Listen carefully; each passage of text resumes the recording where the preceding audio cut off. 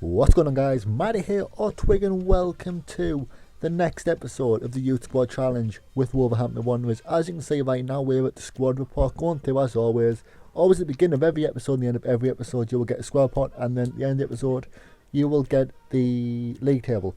So yeah, a few players have gone, a few players haven't. Sterling still hasn't gone that much. The one player who I am really happy with at the moment though is Kishner, and this episode should just be called Kishner because I swear, if you haven't used him, pause this video, and check him out. Pause the video, try him out, then come back to the video and let me know what you think. Because for me, he's an absolute stellar player. He's amazing. 5 goals so far in the series, and hopefully he's just going to grow. So our first game is against Brighton Home Albion, and they have 2 wins and a loss under their belts. So hopefully we can kind of, well, beat them. That's like the big picture for every game we have. So we go straight in 25 minutes and still nothing's happened. Goes in the 29 minutes in, Holloway gets a yellow card, and half time 0-0. 1-2. We are playing our best squad for this team, so maybe a good idea, maybe not. I mean, this is a team that we really should be beating, but when it kind of gets to 90th minute, I'm stuttering the bits. When it gets to 90th minute, it's still 0-0, and I'm kind of confused. So I do again try it out, and because I thought if we go 2 games without a win, I'm gonna have to change the team around. But we come against Bournemouth, a team that's been promoted in real life. So if you're a Bournemouth fan, congratulations. Really happy. Kishner scores in the 12th minute. What a goal! I'm just expecting, but I just know Kishner, amazing player, absolutely amazing. Stanless scores, and then Kishner scores a second one just to shut them out, and then Sterling scores, the guy who I'm really disappointed with at the moment. He puts one in the back of the net, so 3-1 thus far, and going into the 90th minute, and Bolo gets injured in the 86th, and 90th minute we win 3-1 against a newly promoted team into the Premiership. So right there, I can't really be going too wrong. Yeah, so this episode is kind of one where I raged. You will see very soon why is that. We've come against Middlesbrough next, a team who are actually my local team. Middlesbrough and Hartlepool are my 2 local teams, so you know between the distances, you know where I'm from. And Vossen, Emre Can once again gets a red card. It's not really that unusual. Whitehead gets a yellow card, 2-way scores because we are playing our second team, the Sterling, Material, Traore, and Bolo scores, which can't really go wrong because he's an amazing player as well. Anyone who's been saying use him, thank you, he's amazing. And yeah, can't really go wrong. They do pull one back with Wildcut, but not really enough for them to take the lead. So then we go into here. We have this part. Sterling goes away for international duty. Sterling, Ondoa, and I'm going to say Tillyman, but I probably is wrong with that.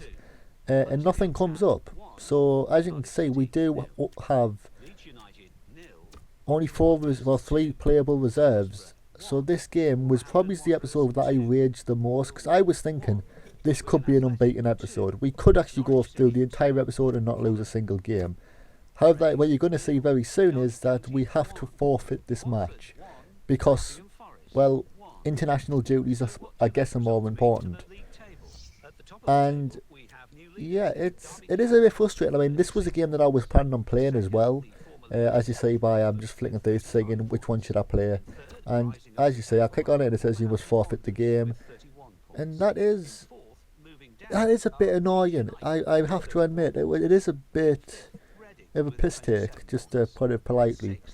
We would have won that game as well. We could have won that game 3-0, and yeah, that really frustrated me. But we do go on the next game against Norwich. We do play these, and I'm fuming at this point. Like, I'm really angry. I really want no victory. So we come out playing our best team possible. Can's back in the team after his red card. Halalovic, Scuffet still in goal. You know, the usual team that would be brought out to annihilate somebody.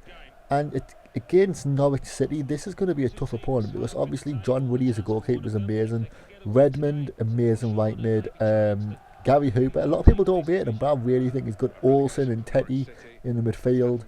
I believe they're both midfielders. I'm not sure. I'm probably going to get proved wrong, but you're going to see in a few seconds what I'm talking about. So I'm kind of optimistic. I'm kind of thinking, this is the team we can beat. Like, I'm pissed, and I really want to pick you. Unfortunately, for some reason, Sterling is not made as being captain on this team. And as you can also see, they're in 7th place while we're in 4th. So we did drop down a position as well, which isn't too great. But yeah, Olsen, Tetty. Oh no, I don't know. Let me find out. Olsen is one of the win backs. It's Housen and Tetty.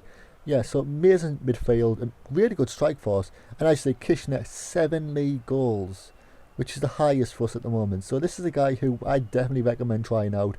He's quality for me. He's probably going to be really good for you as well. If you've used him already, let me know, because I am interested in how you were doing with your career modes.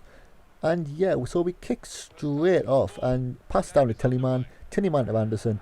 Anderson to Halalovic to Ake. Ake just kind of dribbles. Pass to Kishner. And this is the usual thing by Kishner. Little step back. Then that little chop thing that I can't remember. It's one of the new skill moves. It cuts in, shoots. John Woody just gets there. It'll be so funny if his name isn't actually John. It'll be really pissed. But yeah, that is an amazing chance. They do get a chance with Gavin. Gavin runs straight through, but like always, we just get in the way. Ake in China amazing. Kishner again does a nice little step over. He just overcommits, can't do it. The next guy, their left back, Gollum, overcommits, and we just get this P-roller into the back of the net. And 15 minutes in, I'm thinking now, this could be 3 goals to the good. We could be going 3 goals up. And by the way we were playing, their defence had been a bit sloppy towards the back. It might have just been their wing back, their left back. Was it left back? No, I don't know. Well, their wing back, Golem or whatever the fuck his name is. And Huber runs to try and get an instant reply. Pass down to Bennett. Bennett megs a player, passes it up to Teddy. Teddy passes it over to Housen. Housen shoots, but it's caught by Scufford. And that play was pretty sweet by them. They do go in for the corner. Nathan Redmond decides to cross it in. Huber gets hit and hits the crossbar, and then Halalovic does this like acrobatic save to get away. And we do take the break. We do come into this and thinking, we've just got lucky, and we've now kind of seen that their strike force is really good. So Sterling runs down, but unfortunately, like always, Sterling gets tackled. And this happened twice. I mean, this is another clip of Sterling just cannot be... I mean, I know I'm playing as Sterling, but at the same time, he's just terrible for me. He's just useless. I don't know if I'm playing him wrong. If I am, let me know. But he is being pretty pathetic. And that goes at the half-time. Kitchener has the last touch of the ball. And yeah, half-time 1-0 up where, to be honest, we could have probably been winning this a while ago. But once again, Tellyman now running down the pitch, passes over to Chambers. Chambers just rolls and Bennett just falls over. I don't know what he was doing there. And this sublime pass over to Kishner. Kishner passes down to Mbolo. Mbolo passes it down to Tillyman. Tillyman passes through to Anderson. Anderson takes the shot, hits Woody, and Bolo goes for the rebound. Woody saves it, and Halalovic isn't tall enough to get the ball away. So they do get lucky, because we could have potentially be 2-0 up at the moment. And Kishner then goes for another run. Another one of his little skill moves is stop and turn. Tries chipping it over, but they do get rid of it. And then they just launch that ball downfield. Gets down to Becchio, who came on earlier. We do get it away, and this is in the 89th minute, 90 minutes in before they get a solid chance. Down to Chambers, and at the end of the game, there wasn't even added time. That's how boring it got. It was just a midfield battle. I would run it to their defence, they'd get it. They'd run to my defence, and I'd get the ball. It's the way it worked. The last game of the episode is against Bolton Wanderers, who, another team who I think I should be beating. Not 100% sure about Bolton. They are a kind of a curious team for me. But we do go 1-0 up with Sterling in the 20th minute. A few seconds after that, though, Chambers gets an injury. So he's going to have to come off, and Jedvaj, or Javaj, whatever the hell his name is, comes on.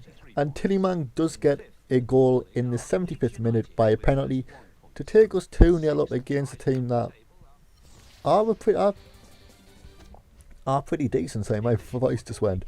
So as you're going to be saying, we do actually have positivity from the club. They're saying that we're doing good.